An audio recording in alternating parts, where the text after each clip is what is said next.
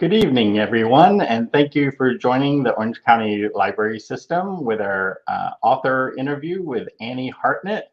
A little housekeeping before we begin for those joining either on YouTube or Facebook. We'll start out with Annie reading a small excerpt from her beautiful book, Unlikely Animals.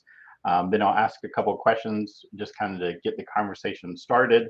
But if you have questions, please enter them into the chat, into the comments, and we'll get to as many as we can. And with that, let me introduce our guest. Annie Hartnett is the author of the novels Rabbit Cake from Tin House Books in 2017, and the book we'll be talking about today, Unlikely Animals from Ballantine Random House, published this year. Unlikely Animals was the April 2022 book club selection for Good Housekeeping magazine and Mary's Book Club.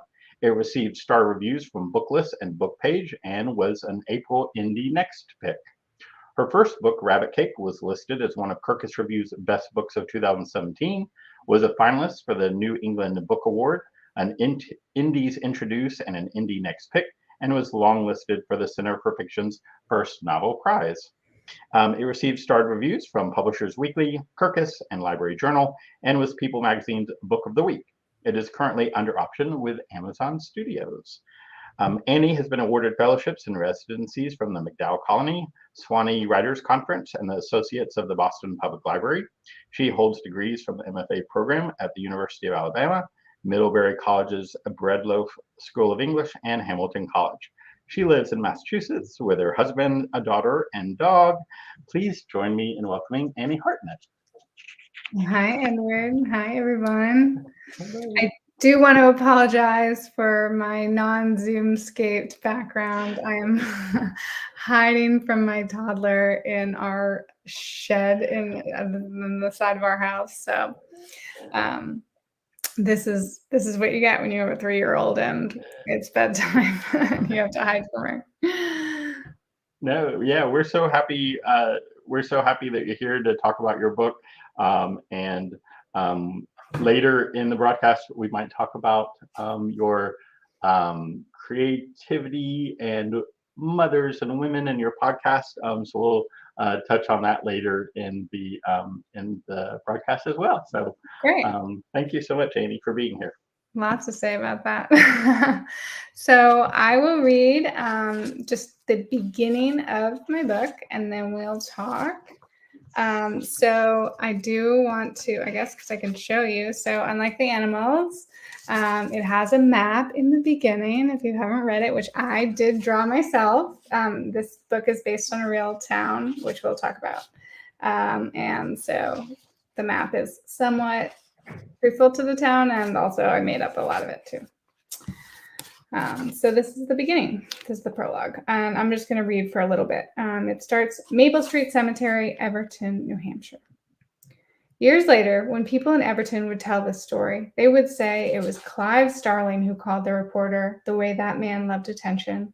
But we remember it the way it happened. It was the midwife who slid down the hall to the payphone to get the Upper Valley, New Hampshire news on the horn.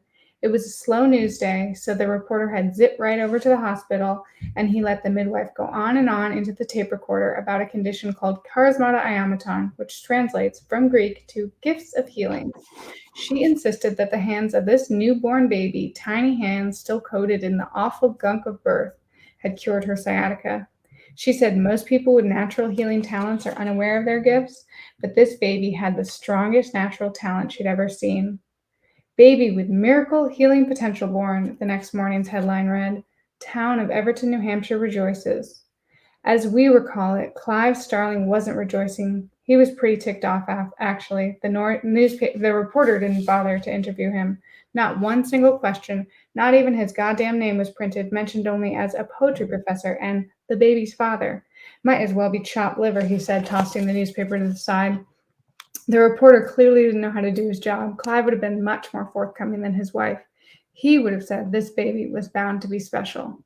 Clive's wife was quoted in the article. Her name was there in black and white, but all Ingrid Starling had to say was that the whole thing was nonsense, to please leave her family alone. Truthfully, Ingrid did wonder if there was something different about her baby, but how would she know? She'd never had a baby before. This was her first one.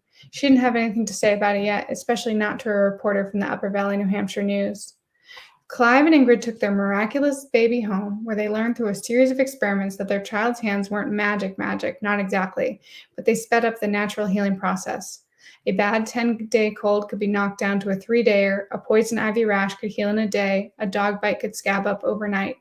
Clive Starling dubbed it the charm, but just because it had a name didn't mean his wife was going to let his daughter use it, not until she was at least 18. The people of Everton respected that for the most part, even if it seemed more than a little selfish, with so many people in town suffering from an illness or pain. Still, Evertonians believed a woman should be able to do what she wants with her own kid. The midwife's testimony in the newspaper helped too. According to most accounts, she explained, Charismata Iamaton grows much more powerful after the healer grows into adulthood. It's completely unreliable when the healer is still a child. So our town could wait. No one wanted unreliable healing. As she grew, little Emma Starling was often asked for high fives around town, just in case any of her lucky, health-giving juice rubbed off. But for the most part, everyone treated Emma like a normal kid, albeit one headed for great things. Emma was not only a natural-born healer, but smart, too. When she got to high school, she was top of her class at Upper Valley Regional. Emma did go through a rebellious period starting around 16, when she and her best friend, Crystal Nash, would sit in the McDonald's by the longest covered bridge in America and charge for time spent with a real deal teenage healer advertised on Craigslist. But nothing truly astonishing ever occurred during those years of adolescent healing, and eventually Emma had to leave our town for college. 54% of our students go on to a 2 or 4-year college, but Emma went further away than most to Pomona College in California, out of our jurisdiction. Of course, we kept tabs on her through her mother. We listened to Ingrid Starling bragging in the supermarket over the next 4 years, Emma this and Emma that, Ingrid glossing over what was happening with her son, Emma's younger brother, headed to rehab again. We heard when Emma graduated with honors, and we heard when Emma was starting medical school at the prestigious UCLA David Geffen Med. We overheard when Ingrid told her friends at the book club that Emma had agreed to come home for Thanksgiving break. She'd been away for 2 years, but she was flying back for Turkey Day to see her dying father, who was suffering from some kind of mysterious brain disease. The man had always been a little whacked in the head, but it had gotten much worse. I think it'll do wonders for him if you could come home for the week, Ingrid had said over the phone, and then she'd asked if Emma thought she might be able to do something to help delay her father's degeneration, slow it down a tad, so they could all have more time with him. Ingrid said she'd read on the internet about new research claiming electric shocks could be helpful in preventing the advancement of brain diseases. Music and aromatherapy could also help. So yes, they would try all that, but who knows what a dose of the charm would do. We tittered with excitement at Maple Street. We wanted to see Emma work her magic. We had waited so long. I don't know, Mom said, Emma said. We could hear Emma breathing through the phone line, and we wished we could hear what she was thinking, but she was all the way out in California, out of our reach. It'll at least give him something else to focus on, her mother said. Since his retirement, well, he's gone a little adrift. Professor Clive Starling had been forced to retire mid-semester at the end of October since he had started seeing small animals in the classroom, asking students, "Who let the cats in here?" It was a source of entertainment at Maple Street Cemetery, both funny and sad, the kind of story we like best. So that's the prologue. That's so great. And you touch on things right there in the prologue that set up the story so well. And I was actually kind of curious what passage you might select tonight, because there are so many rich characters. There are animals and humans, and then there are ghosts. And so, how difficult was it for you to get in the minds of all the different creatures that kind of are in your book? Yeah, it's my parents come with me on any live event that I do. They just love. My dad loves attention, much like Clive Starling, the dad in the book, loves attention. So he kind of gets the attention through me getting attention. And he always, after the reading, is like, it's just so hard to communicate what the book is actually about.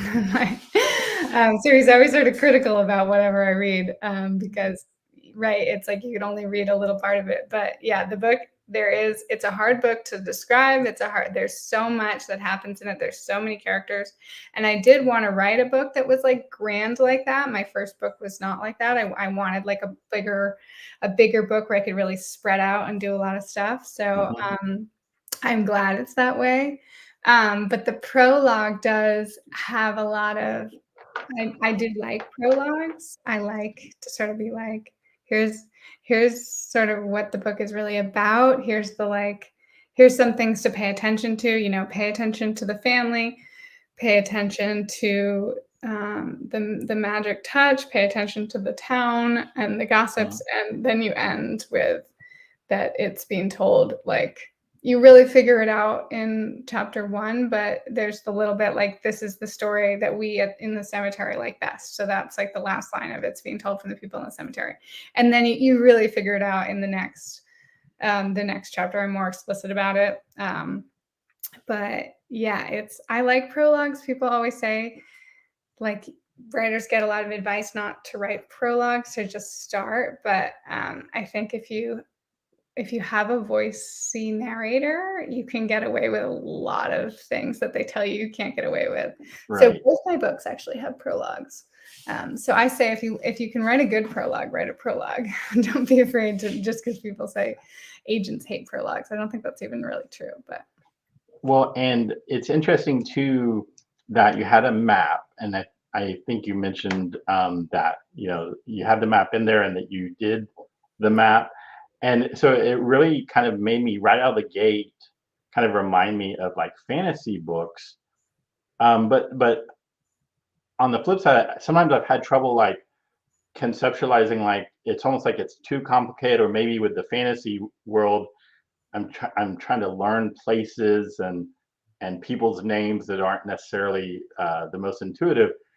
But with yours, when I looked at the map and saw some of the places and then started reading, it really helped to center lots of different things that were happening, both with the characters and the cemetery, and then yeah, it was just the map was I found it really helpful, and I was like, oh that's wait, good. where is this? And like kind of that small town feel, you know, there was that kind of immediate connectedness. I don't know, it was really, yeah, it was really cool. I That's enjoyed the that. first time. I mean, people always tell me they like the map, but I hadn't heard it helped anyone before. Because when you read a fantasy book, you always go back to like, okay, where in the Lord of the Rings are they actually like on their journey? Because the way the map came out is so different from the way that Tolkien made his maps. As far as I mean, he like really did it as he was writing it, like had Uh-huh. these obsessive maps. I didn't make the map until the book was totally done. Right. And my editor said, we need a map. Your agent says that you can draw. Can you make the map? Like, and if you don't want to, we can pay someone to make the map. But I was like, no, I want to make the map.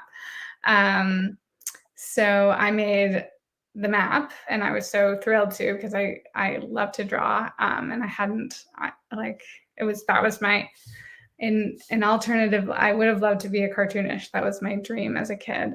So drawing it was very thrilling to me, but so I had to read the book and be like, where is this? Where does this have to be? Because everything is so visual for me, but and some of the things in the town are really the places they are in the map, but some of them aren't.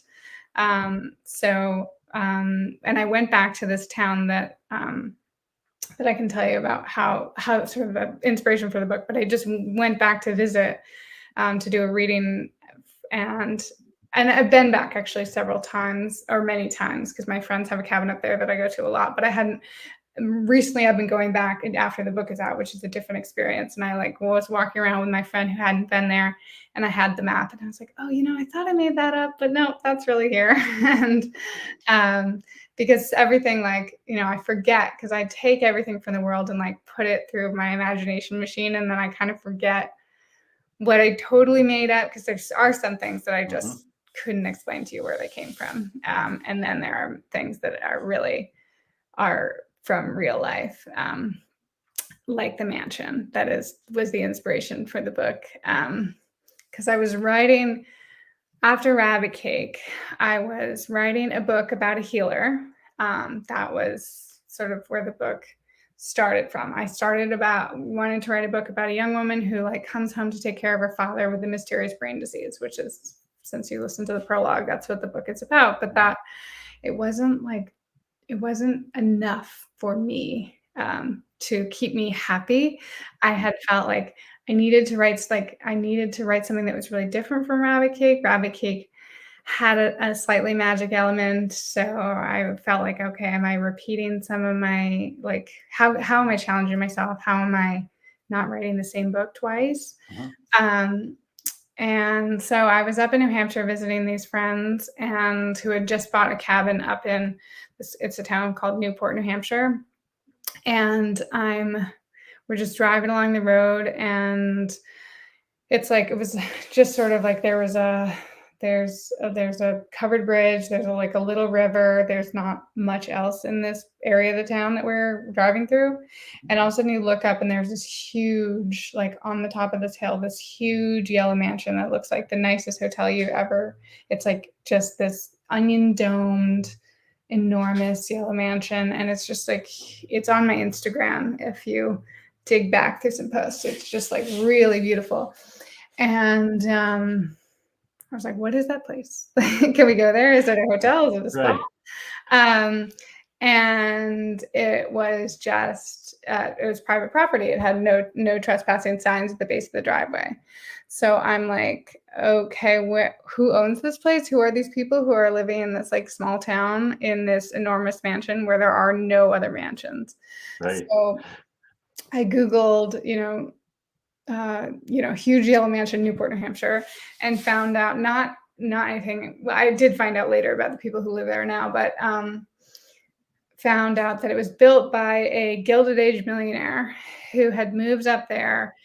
He had been born in the town and then he had left and made his millions in all sorts of different industries. And then he had come back and he built this mansion he knocked down the house he was born in, except for the room he was born in, which I think is so creepy, and then built this mansion around that room he was born in. And so I'm like reading on the internet, I find out that he then bought up 60 farms in the area and fenced in 26,000 acres. Wow. And made it an exotic animal park. So I'm so interested. I love animals. I am a longtime vegetarian. I do not hunt animals. But just like the history of it was so exciting to me. Mm-hmm. And then I find out that the park is still there and it's like a secret park that like millionaires, own shares in, and it's like 25 anonymous millionaires own this park and it's still fenced in, it's still intact. And then I become really obsessed.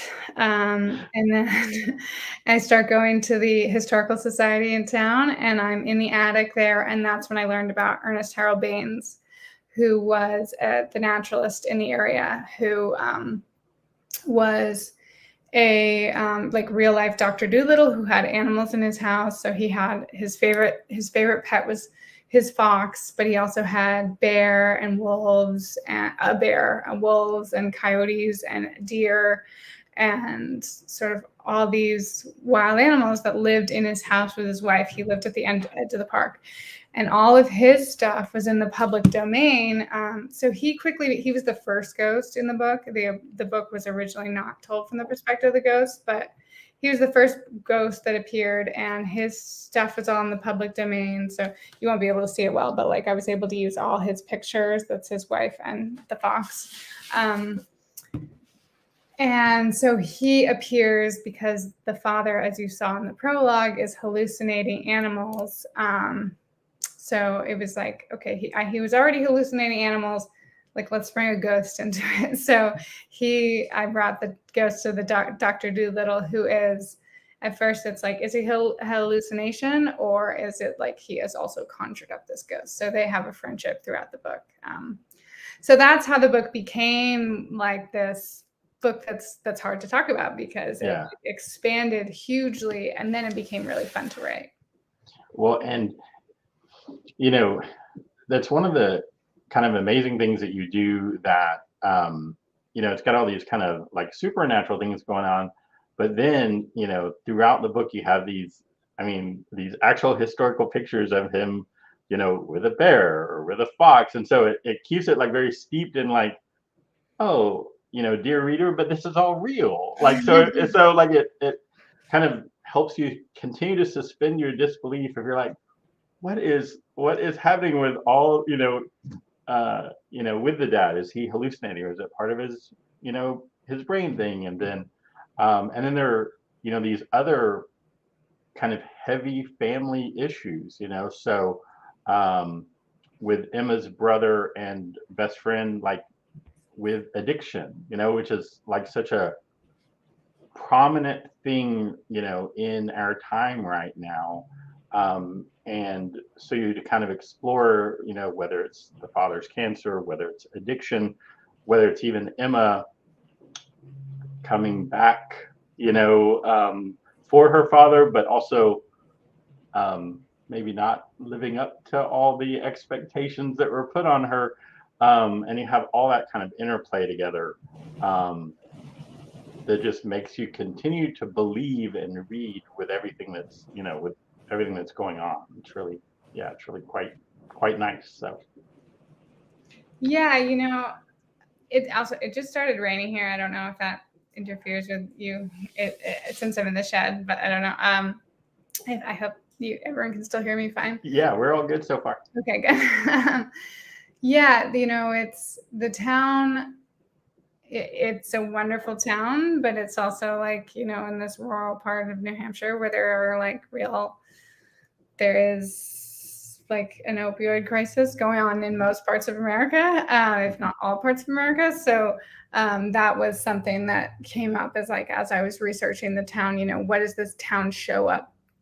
Like, how does in the big city newspapers, like when does this town appear? And it would, there was like an article of, how Massachusetts drugs got to this small town, like these big city Massachusetts drugs.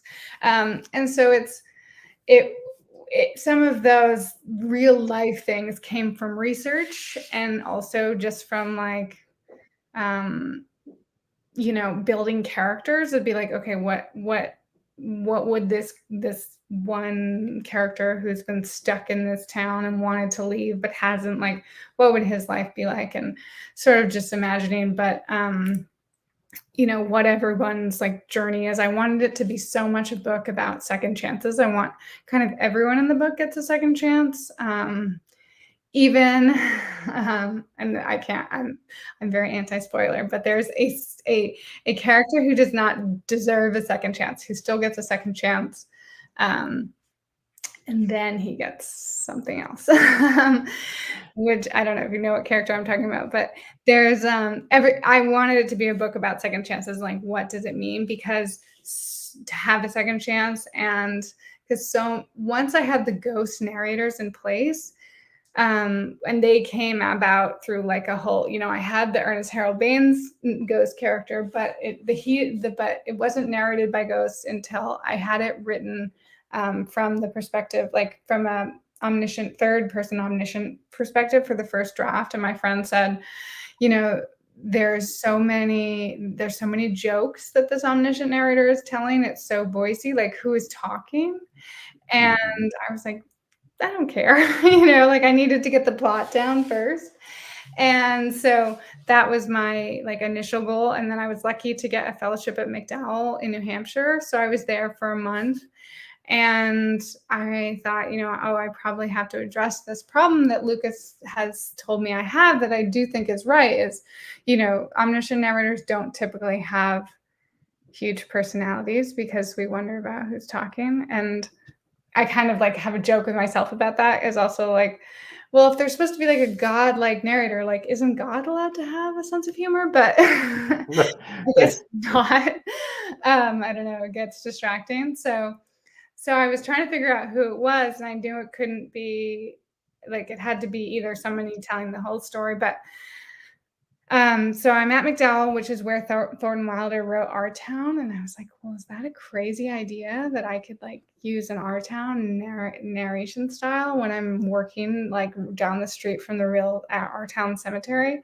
So I tried it and it clicked everything together because I had been trying to figure out like the town that I'm obsessed with, that's the book is set in 2014, the town that I'm obsessed with, but I'm also obsessed with the town in 1918, or when he's living with the animals and his life. Like, who else would, besides myself, who else is going to care about those two time periods, and how do I connect them? And so one that's like, oh, of course the people in the cemetery would care about those things. This like time is just always happening to them. So those so they can really bring it together. And once I tried that, and once that worked, that also made me, think about who was dying in the town and what they might be dying of, and then also how the people in the cemetery feel about death, because they know what happens after, and it's not so terrible. They're not being tortured. They're not, they're not really. They're what they're doing is they're sitting in the cemetery watching the living, like we're on television, and Right. but what they're doing is they're really rooting for everyone living. There's like this real, like as soon as you're dead, you just have this real like good spiritedness of all the living people, and you just like love them and want to root them all on. They're like a real cheering section. Yeah. And so for everybody, like they really see, especially they have access to everyone's thoughts. And so they really like understand why people make the decisions they do and the mistakes that they do.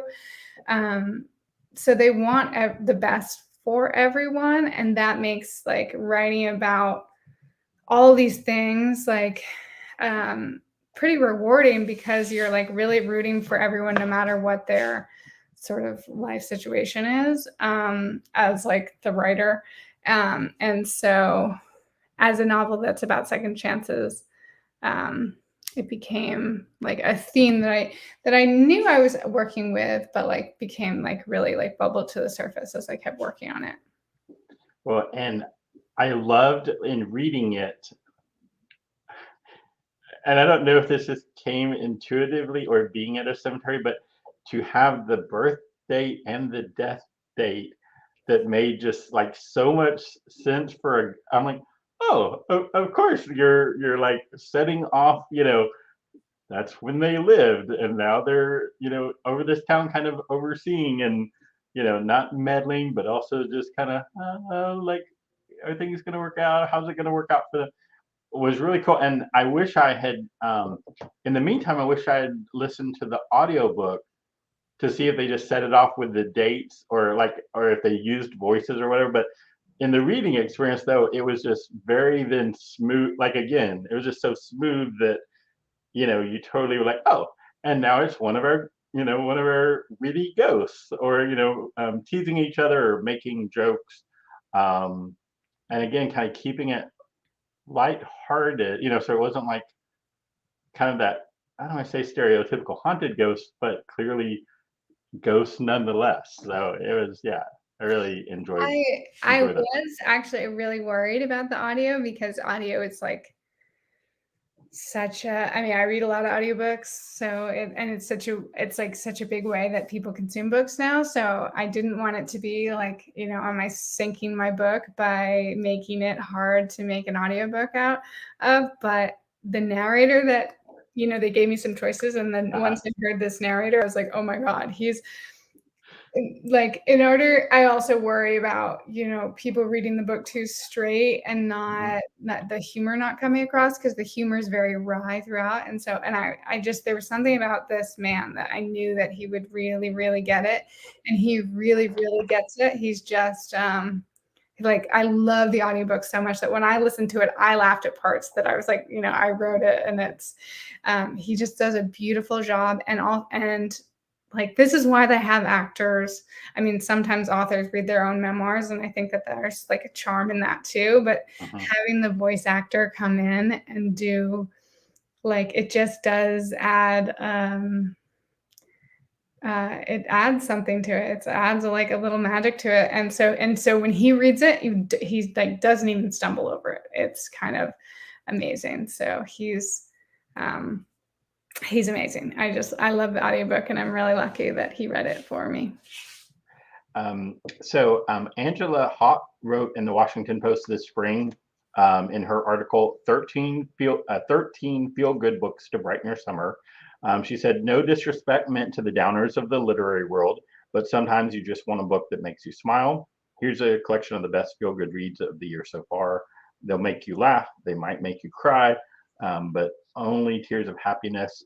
In Hartnett's new novel, protagonist Emma returns home to New Hampshire to care for her dad, who has a degenerative brain disease. He's hallucinating animals and also reports seeing the ghost of Ernest, a naturalist who has been dead for many years. There's a lot happening in unlikely animals, including Emma and her dad's efforts to find an old friend struggling with addiction. It's a quirky, poignant novel about family, community, and love for our animal friends. And so, yeah, I thought it was a great write-up. And we get that a lot as librarians. Sometimes they're like, do you have anything just not necessarily carefree, but just kind of a happy book, or that I can just kind of sink my teeth into. And your book, I found very easy to talk with people about and get them hooked. Like if they don't respond immediately to the kind of the supernatural thing with the daughter, then I'm like, oh, and there's this rich eccentric guy with all these animals, and I'm like, what? And then I'm like, there are ghosts, and they're like, maybe I should pick that up. So it's got a lot of different things that Something for everyone. so just switching topics, and we may come back to unlikely animals, but do you have anything that you're currently working on? Yes, I am working on two things. I've written a big chunk of a memoir about motherhood. That's like a darkly comic memoir about, I have a 3-year-old, and so it's kind of about the early years of motherhood and pandemic motherhood, but just sort of like funny stories of my experience. And so it's like sort of a Nora Ephron style dry humor. And that also is cartooned. It has cartoons in it. So we'll see what happens with that. It's a new form for me. So we'll see what my editor thinks about it. And then I have written also a fair amount of a new novel, which is about a man and a boy and their road trip with a cat. I really wanted to write a road trip novel because the past two ones, the characters are very stationary. I mean, Rabbit Cake, they stay in their town, and the town is less important. But this novel was so much about the town and so much about the place. So I took a very formative road trip in college, and so this is a very different type of road trip, but I always wanted to write a road trip book kind of inspired by that. So that's what I'm working on now. Awesome. That's awesome. We can hardly wait. So maybe since you brought up being a mom and working on a memoir, maybe talk about your podcast that you've been working on with a couple of friends that some of our viewers, i.e. working moms, creative moms, might be interested to hear about. Yes, we have had one dad on. We'll hope to have dads on in the future, but it is mostly mom focused right now. So yeah, it's me. It's called Here to Save You, and it's a podcast that's kind of about this sort of feeling of wanting to rescue your friends from the sort of harder parts of parenting, especially like Tessa, my co-host, one of my co-hosts, just had a baby. She's 5 months in, and she's lives in Asheville, and her doesn't have a lot of family around, and so you just feel like, oh, I just want to come save you from your life. I want to come hold the baby. I want to come make you dinner, and you can't. And so and then also with writing, when if you love creative people, that feeling of I just want to help you figure out this thing that is blocking you or making you miserable. And so this just sort of like it's so the podcast is so much about friendship. Tessa and I have been um, we are accountability partners. We started after Rabbit Cake came out. I blurbed her memoir, The Electric Woman, which is like this amazing, amazing, amazing memoir. If you liked Cheryl Strayed's Wild, this is like the next book that you should read. And so she asked me like, well, how do I write a second book? And I was like, I don't know. I'm like really struggling. And so we ended up having a contract back and forth, which there's this essay about Amy. It's Amy Bender, the writer Amy Bender wrote this essay for Oprah.com. So it's called The Best Way to Get Creative is to Make Some Rules. And Amy and her friend had this contract that you can download if you Google that, sort of what I just said. And the contract has like a lot of legalese in it. It's very cute. It's very official. And it's just like, okay, I'm going to work 3 hours a week. And when I finish, I'm going to write done. And so that's this accountability thing that you have someone who cares about whether you're doing work or not. We don't exchange work. We just like keep each other accountable. So that is really how I wrote Unlikely Animals, was that contract is like the whole, like the butt in the chair thing is very real for me and for I think most writers, and to have somebody else who's an external force like helping you with that. So the podcast is about those sort of like, how do you get work done around parenting? Why is it important that you get work done with parenting?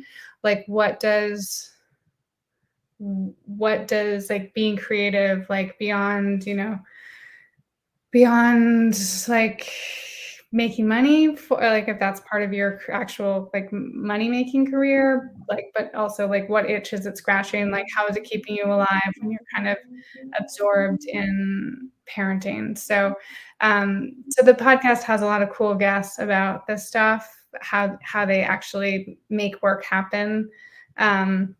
As also my other friend, Ellen O'Connell Wittett, who is another wonderful memoirist who wrote a memoir about ballet. And so we, like the three of us, talk to each other and interview mostly mothers, but we did do a dad. We did Phuc Tran, who's another memoirist about being a punk rock Vietnamese kid who's like this dad of two, and a tattooist and a Latin teacher. So we talked to like lots of cool people about parenting and writing. And it's been fun. It's like a baby podcast. We've only done like, I don't know, I've done a lot of episodes now. I guess it's like 15 episodes, but and then Tessa and I run an accountability workshop, which is like modeled on our own experiences. So we're starting actually new ones that will have openings in September if anyone wants to join these workshops where you don't read each other's work, you just kind of keep each other on track, and we meet twice a month. And so that's based on like what we think.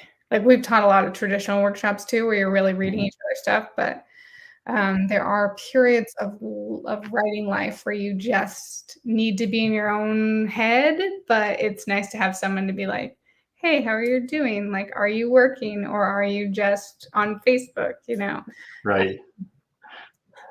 So. And are you reading anyone right now that you're like, oh, I wish more people, knew about this author or knew about this book, because it's really, it's really great. Well, I mean, people know about this author, so it's not nothing. But I was lucky enough to read a new galley of Kevin Wilson's book that comes out in November, I think, in the fall. Nice. And it's very good. And so I'm a big fan of his. So I was able to download that off NetGalley and was able to read that. And I think his fans are really going to like it. And if you haven't read Kevin Wilson, you have to read Kevin Wilson, especially if you like Unlikely Animals and you like things a little bit weird, but are also heartfelt. He's like the master of that.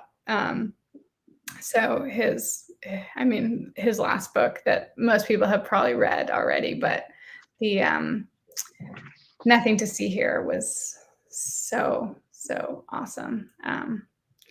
And Yeah, I've actually been reading a lot lately, but then my mind always gets wiped when I get asked this question. Yeah. Well, and uh, I know I listen to a lot of books, and then still, read just regular, regular hard copy books, and so it's interesting to always have, like what, what was the last thing I read that was really cool. So, um, I did read, I just remembered. I oh remember yeah, yeah. I read The Crane Wife, which I had been looking forward to for so long, which is another since I was writing memoir for the first time. I think I've been reading a lot of memoirs, which and that Hmm. is the memoir that came from that viral essay that went like a million people read, the Paris Review essay that came out a bunch of years ago. And that's a great essay collection about sort of dating in your 30s and kind of love going wrong in a lot of different ways, but also her sort of interesting life and interesting family life. And she has a really great essay about John Belushi's grave. So she goes really interesting places, which is on Martha's Vineyard, which I did know because I've been there, but forgot. So it's cool. It's a cool essay collection. And so I can't believe, because we're getting close to the end, but I almost forgot to ask you about your drawings and kind of, yeah, what they mean to you. And I read a Lit Hub article, so people should look up the Lit Hub article and read that. Um, but yeah, like, Yeah. talk, So the drawing, I mean, so I kind of like gloss over like when I said I wanted to be a cartoonist and then I just drew them out. So the drawing project was this cool thing that sort of happened so organically. Um, so I was at McDowell and I was working on the book, but at McDowell, like everyone is alone during the day. You're in your cabin working alone, and then everyone gets together at night for dinner, like artists of all sorts of different disciplines. So there can be like composers and painters, and it's just really cool. Like you just get exposed to a lot of people that, I mean, just like a huge honor to be there, and and you kind of feel very small and like, why did I get picked? But so I ended up being there at the same time as New Yorker cartoonist Amy Kurzweil, and we actually grew up in the same town. We're the same age, but we did not know each other. Um, she went to private school, so I did not. So anyway, I met her and I said, if I could be anything, like I would have been a cartoonist. Like you were the coolest person I could have ever met. And if I could ever like look over your shoulder where you worked, I would be like thrilled beyond belief. And so she very generously brought her supplies after dinner and showed a bunch of us like, kind of just the New Yorker style of like, here's how I come up with a joke, or like, here's what I start with when I'm thinking, like, from step one to step finished. So she like showed us just the pencil drawing, all the supplies she used, and then how she inks it, and then how she ink washes it. Like I always thought New Yorker cartoons were computer generated, but like they're really, a lot of them are painted. Some of them are computer generated, but now you can kind of tell. It's really fun to look at and be like, okay, which ones of these are watercolor, which ones are ink wash, and which ones are computer. And so I became obsessed with that sort of technique. But then I went, and so we drew every night together. And it was just so much fun. And it was like just so rewarding to be together with people doing art after you're like in your cabin alone all day long trying to solve the problems in your book. And so then I went home and I was pregnant at the time. So I had a kid shortly after that. So I didn't draw for a long time. I just worked on my book. And then the book was coming out and it was still a pandemic. I had thought, we had moved the book back from it was supposed to come out originally last August. And so we had moved it back. And I was like, oh, by the time it comes out, there will be no pandemic. There will be like parties in the streets. So in December, it was still kind of like, we can't, it's kind of they're still living in this. Right, right. So the book tours like have just been hard. It hasn't been the same as it Mhm. was for me in 2017 when I like just hit the road. I also have a kid now, so it wouldn't even be the same if there were no pandemic. But so I was thinking like, what can I like? How can I connect with people? And like, how am I gonna hear from readers? How am I gonna like? How is this publication process going to be at all rewarding for me? And it was Hanukkah, and someone tweeted like, oh look, my husband, I pre-ordered Annie Hartnett's book, and he like drew me the cover of the book so I would have something to open on Hanukkah. And I was like, well, I could do that for people. Like I could draw, drawing was so wrapped up in the book because it was something I had done. So I was like, I could draw for people, and I had done the map. Mhm. So I just sort of tweeted like, okay, if you pre-order my book, I will make you an animal, send it to you in the mail, so you'll have something now, Right. months before. And so it kind of just took off, and I ended up making 463 animals. And it just became a really fun thing and it was kind of like a club because everyone, had animals. And so I still draw for people, but now I like to charge a little bit of money. I charge Yeah. pay what you can scale. So Uh-huh. I'm like covering, my agent was like, Annie, you are losing money because like think about how much you're making per book. Right, right. That you're spending in your supplies and everything. And I was like, well, this is so, and it also just made like, it really was like, so the essay that in Lit Hub is all about like what the artist's relationship the to the receiver of the art. So not always the Mhm. reader, but for me it's the reader, but like the viewer in the and it's this awesome book from the 80s that is about the sort of exchange it's not just this like it is a commercial exchange. You do pay for art, but it's so much more than that than just buying, like a sack of potatoes. It's Mhm.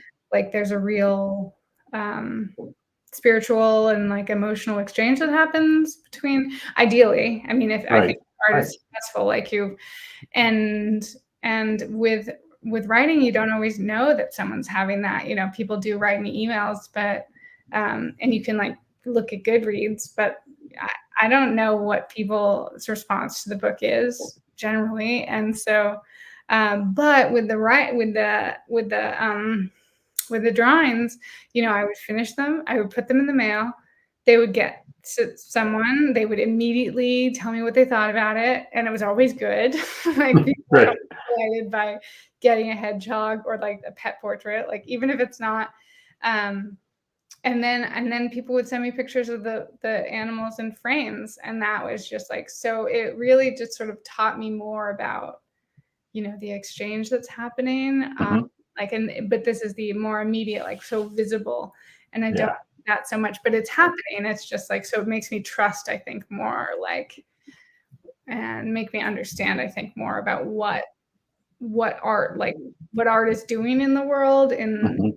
that otherwise like sometimes you're like, why am I there are so many real problems, like why am I spending all my time and energy living in a fictional world when I could maybe be doing something that matters. But then you can really see how art really does matter, and I really do believe that art matters. Yeah. It's like until you get a Instagram or tweet from a librarian in Orlando that says, we should totally do a virtual event. I seriously was like, It really does. oh my gosh. And then you're like, sounds great. And I was like, oh my gosh, Sarah, we need to pick out dates. So, but yeah, we really appreciate you, coming here tonight, talking with us, sharing your book, a little bit about your writing, about motherhood, creativity, all that.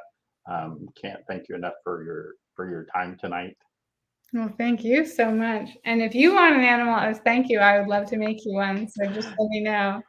That sounds great. But so for just our viewers, just a couple of last side notes. in person at the Orlando Public Library on Saturday, August the 27th. From 2 to 4 is our Orlando Literary Expo. So if you ever wondered about all the literary organizations here in Orlando, it's a great time to network with other writers, with other creatives, other organizations, nonprofits, coaching, all those types of things. So please join us in person. And then I'll have another author event Tuesday, October 4th at 7 o'clock also with Kimberly Brock. Her new book is Lost Book of Eleanor Dare. If you're in Orlando and remember the UCF Book Fest, she came for the River Witch when the UCF Book Fair was around. So thanks again, Annie, and thanks to all of our viewers. We appreciate your time today. Thank you for having me. This was great. Thanks so much. Thanks for watching. Subscribe to our YouTube channel to be the first to find out when we have new fun and informative videos for you. Orange County Library System is your place to learn, grow, connect.